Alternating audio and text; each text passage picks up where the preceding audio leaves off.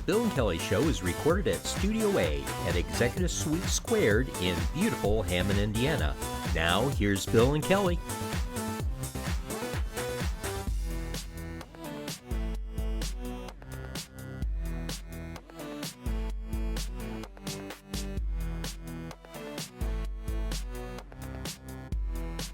Hello and welcome to the Bill and Kelly Show. Today our guest is Susan Marshall, who is a well-known author. She resides up in Wisconsin. So welcome to our show. We're very honored to have you on and talk about your book, Mom's Gone Missing. So why don't you tell us a bit about yourself, where you're from and where you were raised originally and where you went to school? All that good stuff. Yeah, all the good stuff. Happy to share that. I come from planet Mars. Right next door to where you I know come what? from. Let's add that to our demographic list, Mars. Yeah, we have Mars listeners now. It's looking pretty good. We're expanding in states, but we were looking for a galactic connection. Yes, now we have it. we got it. Thank you for that. We're going to open a new market. Yes. Yeah. Just First of all, I thank could you. see you've got the antennas well hidden in your hair, so thank you. Thank you for having me on. I actually was born in Milwaukee. Oh, okay. Which became sort of famous, but not really because of the convention last week. And then moved when I was in, I think, second grade to a little town called West Bend, Wisconsin. Grew up there. We had, at the time I started high school, the city had just built 2 high schools on one property, east and west. And the cool thing about that was because it was a brand new school, I was a freshman. We moved in, seniors didn't know the school any better than freshmen did. So we couldn't be harassed. It was fabulous. Anyway, lived there, raised my 2 kids there. And then because I loved the beach, had gone to the beach every year for many, many years. I thought, oh good, the kids are gone. Now I can move to a beach. And then it was, okay, where? California? Florida? I don't know. So I moved south to a little town called Jackson, Wisconsin, then moved further south and a little west to a tinier town called Delafield, and then moved west again to a town called Oconomowoc, Wisconsin. And I love the name of the city. I thought when I moved in here, I bought a 4-bedroom, 2.5-bath house and thought perfect for my kids when they want to come with their kids and for mom and dad to come visit in the summertime. Sure. They came once. Aww. I thought I'd be here 2 years, maybe 3. It has been 15 years. Wow. Oh, wow. Man. Is there a lake or anything there that you get to see water? There are several lakes nearby. Okay. I don't live anywhere near water, but it's a wonderful, wonderful town. Lots of things, lots of growth happening. Nice. So that's kind of how I got here. I went to school, graduated from West Bend East, started my college career, how can I put this, in ways that were difficult. I had said to my dad when I was in 8th grade, I wanted to be an attorney and I wanted to go to Marquette University. And he laughed. Not what I expected. So I went to mom and I said, I want to go to Marquette. Want to be an attorney. She said, oh, Susie, there's no money for you. What? So that kind of started the relationship between my mom and I, which was very, very challenging in my early, late adolescence, early adulthood. So I started school in West Bend at the University of Wisconsin, Washington County, which we called cow pie. It was in the middle of a field, and it was so very different. What an endearing name, I've got to say. Yeah, cow pie. So I went there for a year, said, I'm not staying in town, I got to get out of here. So if I couldn't be an attorney, I thought I wanted to be a journalist. And I was going to travel the world, and I was going to see all these kind of like Sharon does. I'm a little jealous. Anyway, the University of Minnesota had a reciprocity deal with the University of Wisconsin, and they had a fabulous journalism school. One problem, I had never been on campus, and it's an enormous campus. So I worked a couple of jobs, saved some money. My parents drove me there to start school. Within an hour, my bike was stolen. Oh, no. They left the next day. I knew no one on campus. I had no idea where my classes were. Little girl from West Bend in the Twin Cities. Not good. Within probably 6 or 8 weeks, I met a student radical. Like, dump lettuce on the cafeteria floor, student radical. Yes. He said, you and me against the world. And I went, yeah, the rebellious 1819. Sure. Well, that was a disaster, as you can imagine. We married, 8 or 9 months later because I was afraid of what he would do to me if we didn't. Had my first daughter. 2.5 years later, we were divorced. So that's kind of like started a very unscripted life, if you will. Yes. It took me 13 years of stopping and starting, remarried, divorced again, working full-time, going to school at night, 13 years to an undergrad degree, and then continued on for 2.5 more years for an MBA. Good for you. MBA? Me? Why? Why not? Why not? I'd rather have done theater, Kelly. There's still time. Yeah. There is. And you There could do is. whatever you do and theater. I mean, Yeah, most of absolutely. the community theater that you're involved in, you have lawyers, doctors. Absolutely. And so That's cool. So And- anyway, it was very unconventional, to say the least. I had promised my grandfather, who I absolutely adored, when I was 15 or 16 years old, that one day I was going to write a book.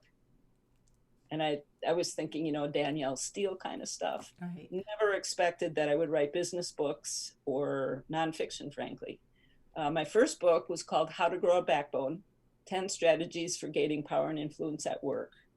I wrote it after I led a turnaround of a failing marketing division, and watching the behaviors of so many people at work under stress, failing marketing firm, failing division that I led. So that really gave me a focus for writing.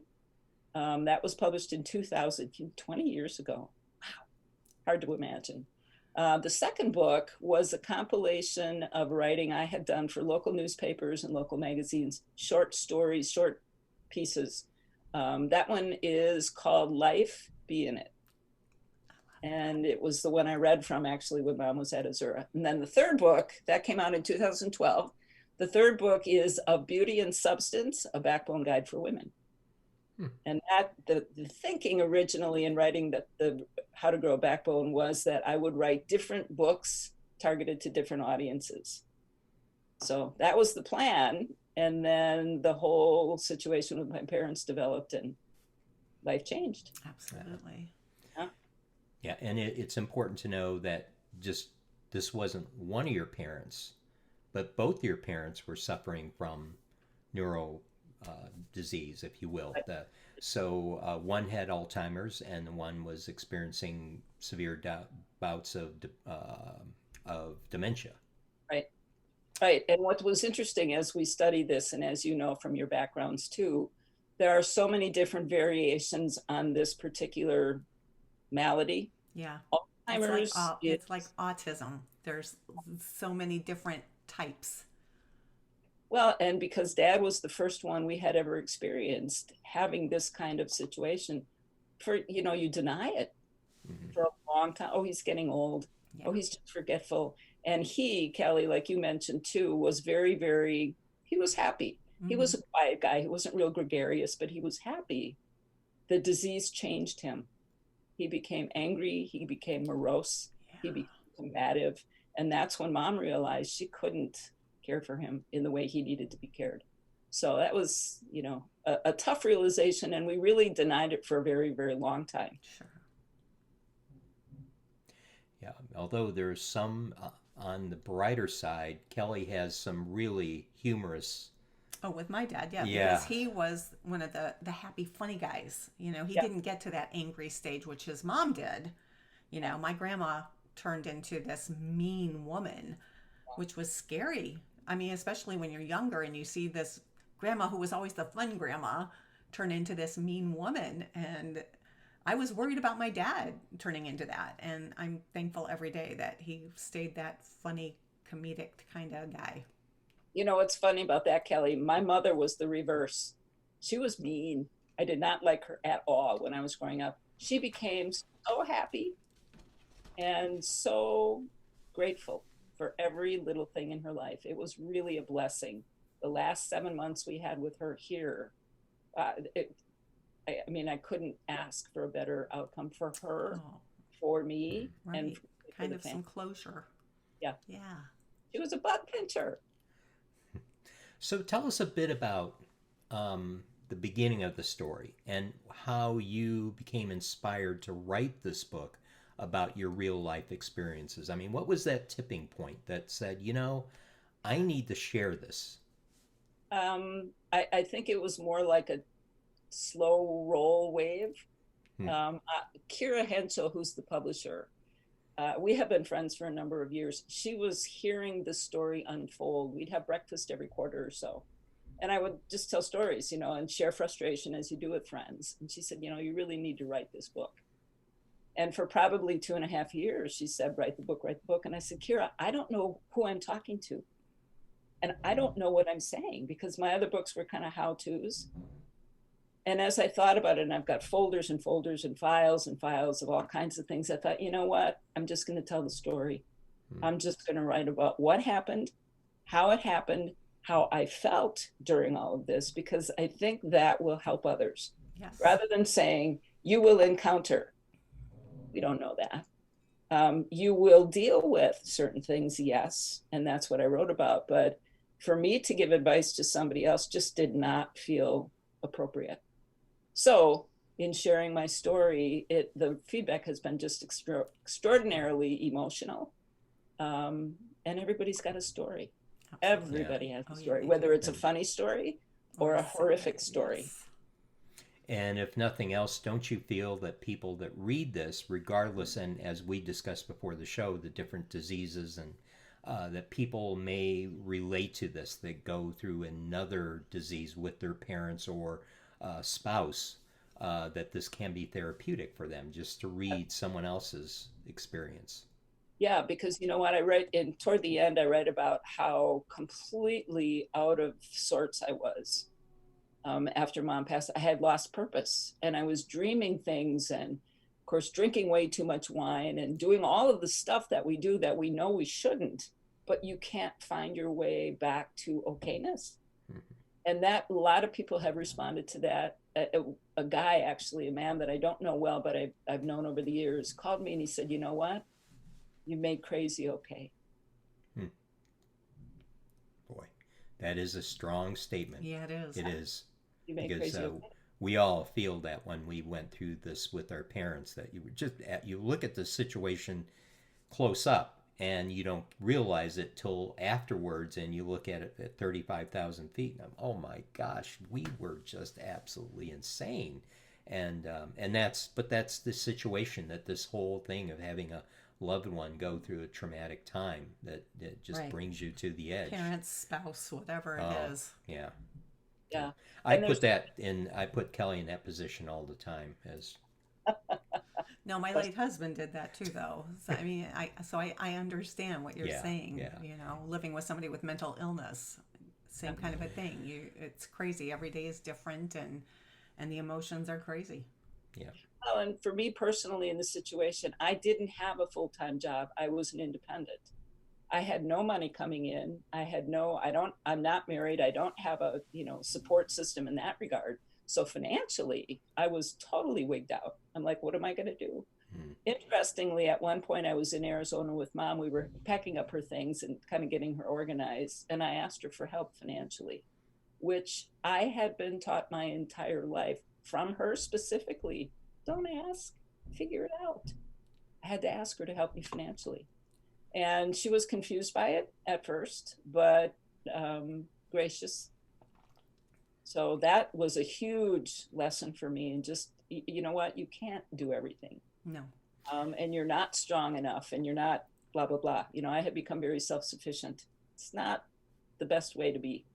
But as we all know, that when you go through difficult times, sometimes it's the best training ground for your future and what you go through. And gosh, well, we don't have enough time on the show to share your entire bio, but it's amazing. Yeah. I mean, oh my gosh. Had I introduced And you... we'll put this up on here Yeah, so that the yeah. listeners and everybody can Yeah. read it. Yeah, and just get a cup of coffee, because you'll need, just go through your bio. They'll need a cup of coffee and just relax. And amazing. You are a leadership leader. You are leadership in business, education, just phenomenal. And this all occurred after you go through all these tough times, and sometimes that creates a slingshot effect in life. Yeah, that's true. Yeah, and you know what? It had whiplash. Yeah. What I really like to share with people, particularly young women who are really searching for, who am I? what should I do? What should I be? One of my favorite books is Peter Block's book, The Answer to How is Yes. And just saying yes, invitations, follow invitations, explore, get to know people like the two of you. I mean, this is what makes life so interesting and so darn much fun. Yes. I mean, just otherwise we get in these ruts and we do what we do day after day after. It's like, you know what? That's just not fun. We're here for about that long. Yes. Absolutely. Yeah. And, we were to remind everyone that this is the celebration of the women's right to vote. And gosh, look at that struggle, that suffrage. And oh my goodness. And so this falls right in line with that, your career and where you are today.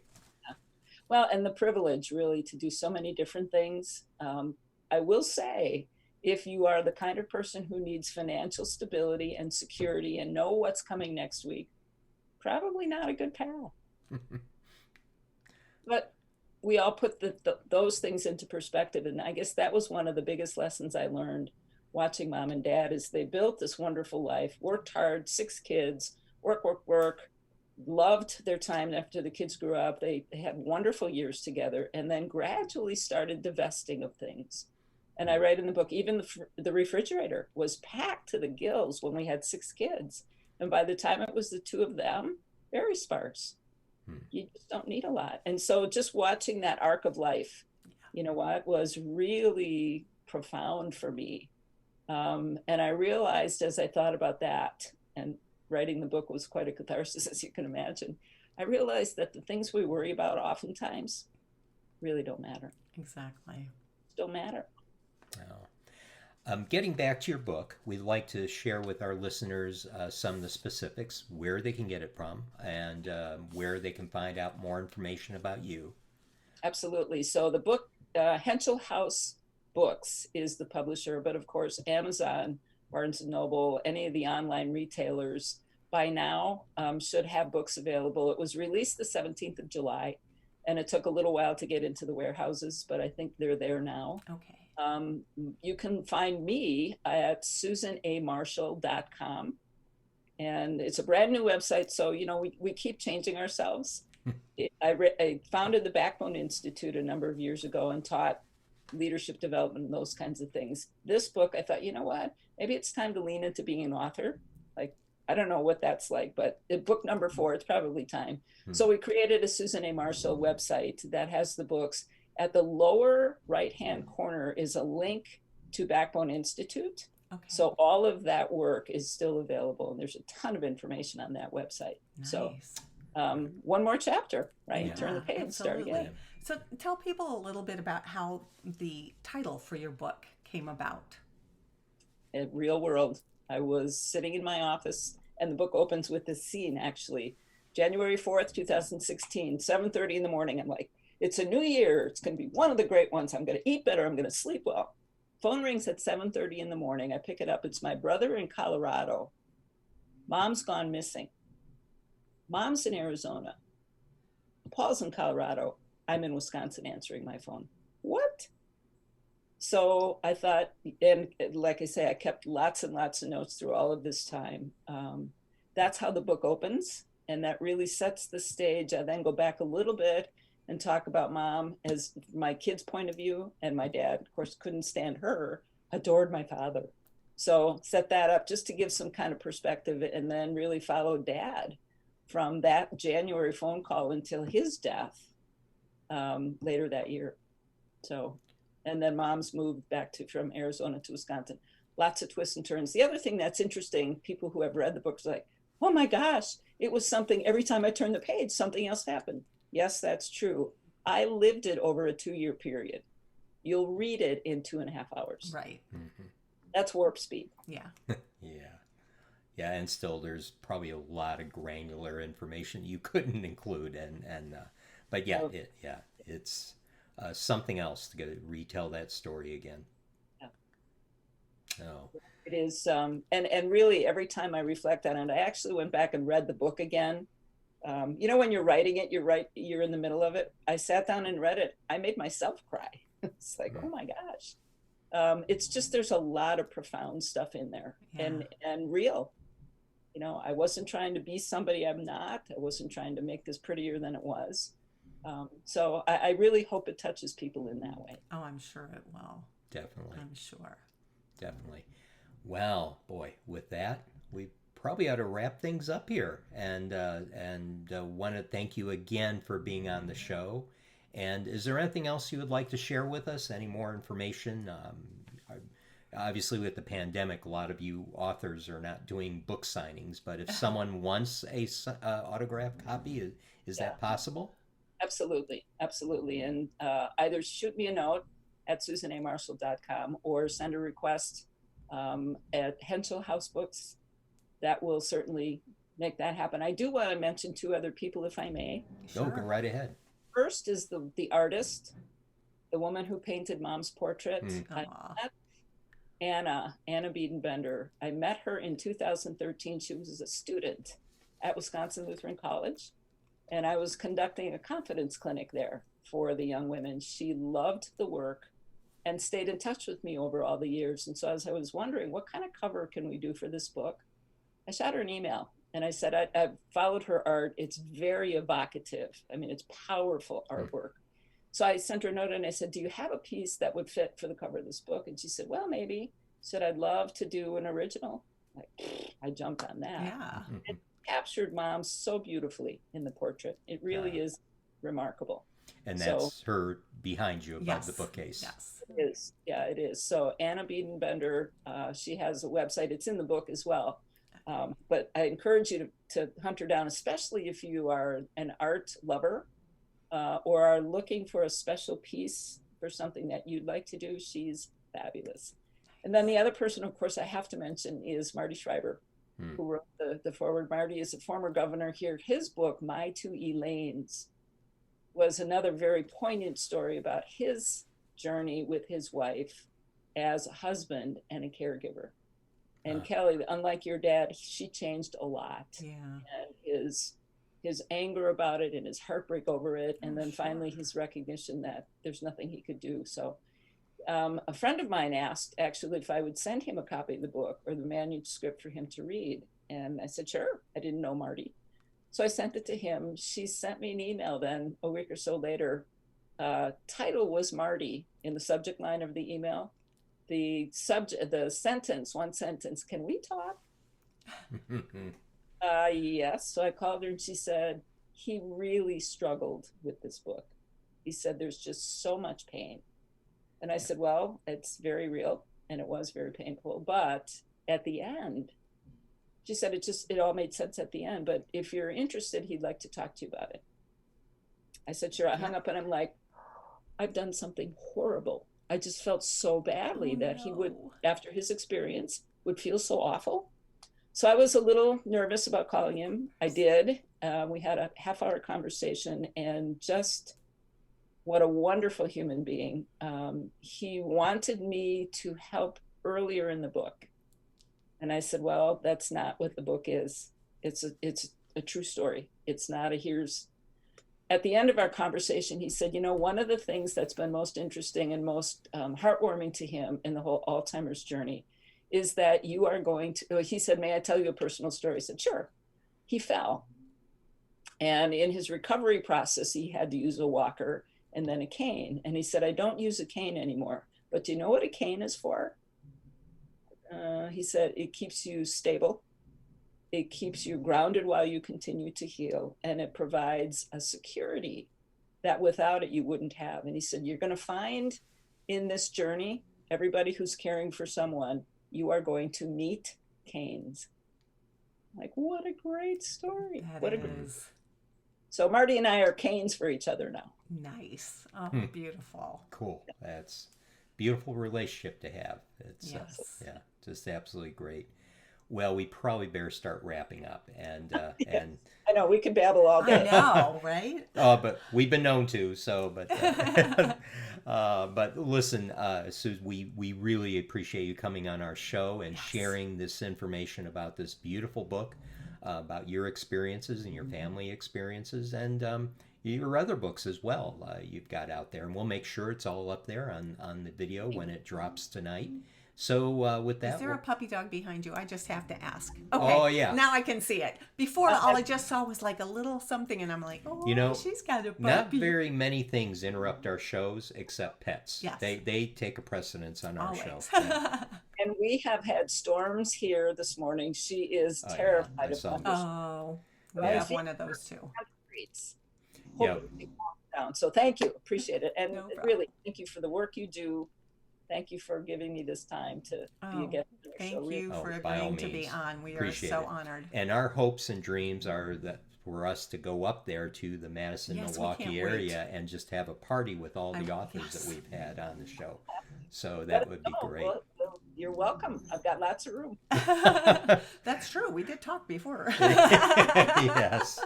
Well, with that, we'll Susan, have a beautiful day. Yes. Enjoy the rest of this week. And with that, we'll say goodbye for now. Everybody. Bye, everybody.